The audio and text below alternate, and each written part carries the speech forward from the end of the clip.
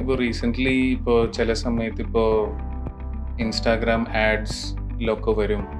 ഇപ്പോൾ sexual toys ഇപ്പോൾ Indian മാർക്കറ്റിൽ വരുന്നുണ്ട് for men and for women.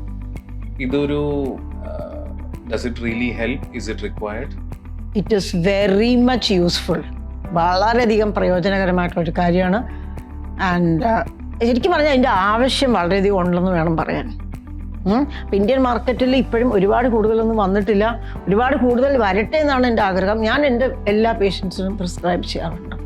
Husbands ഉണ്ടെങ്കിലും പാർട്ട്നേഴ്സ് ഉണ്ടെങ്കിലും വൈഫ്സ് ഉണ്ടെങ്കിലും നമുക്ക് ഇതും കൂടി ഉൾപ്പെടുത്തുന്നത് കുറച്ചുകൂടി നമ്മളുടെ അതിലൊരു വെറൈറ്റി ആഡ് ചെയ്യാൻ സഹായിക്കും. എല്ലാ ദിവസവും ഇഡ്ഡലി തിന്നാൽ നമുക്ക് ഇഷ്ടമാവുമോ? ഒരു ദിവസം ഇഡ്ഡലി, ഒരു ദിവസം ദോശ, ഒരു ദിവസം പുട്ട്, ഒരു ദിവസം പൂരി, അങ്ങനെ മാറി മാറി.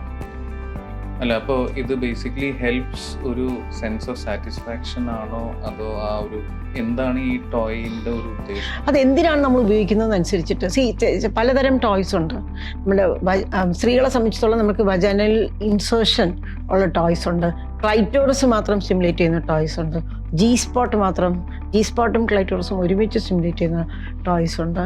അതല്ലാതെ ചെറിയ ഒരു ലിപ്സ്റ്റിക് വൈബ്രേറ്റർ ഉണ്ട്.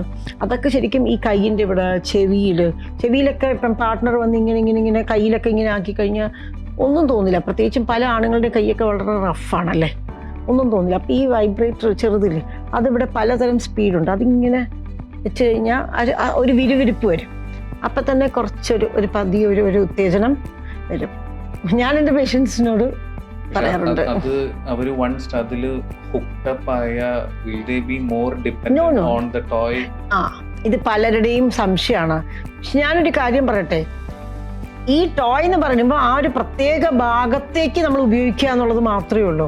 പക്ഷേ സെക്ഷുവൽ ഇൻറ്റിമസി എന്ന് പറയുമ്പോൾ അത് മാത്രമല്ലല്ലോ, ഒരു പാർട്ട്ണറിൻ്റെ ആ ഒരു ചൂടും അല്ലെ, ആ ഒരു ടച്ചും ഇതൊക്കെ ഉണ്ടല്ലോ അല്ലേ. അപ്പം അത് ഒരിക്കലും ടോയ് റീപ്ലേസ് ചെയ്യാൻ പറ്റില്ലല്ലോ. പക്ഷെ പറയുന്നുണ്ട് കേട്ടോ, ജപ്പാനിലൊക്കെ ഒരു വലിയ ഡോളുണ്ട് അത്രേ. അപ്പം ആ ഇൻഫ്ലേറ്റബിൾ ഡോൾ, അത് കാറ്റ് നിറച്ച് അത് വീർപ്പിച്ച് അതൊരു ഫീമെയിൽ ഡോളാക്കിയിട്ട് ആണുങ്ങൾക്ക് ഇത് അവരുടെ ആ ഒരു ഇത് സാറ്റിസ്ഫാക്ഷൻ കിട്ടിയിട്ട് അതിനെ ഡീഫ്ലേറ്റ് ചെയ്യാം. പക്ഷെ അതും ആ ഒരു ഹ്യൂമൻ ടച്ച് ആൻഡ് വാംത്ത് എവിടെ കിട്ടും?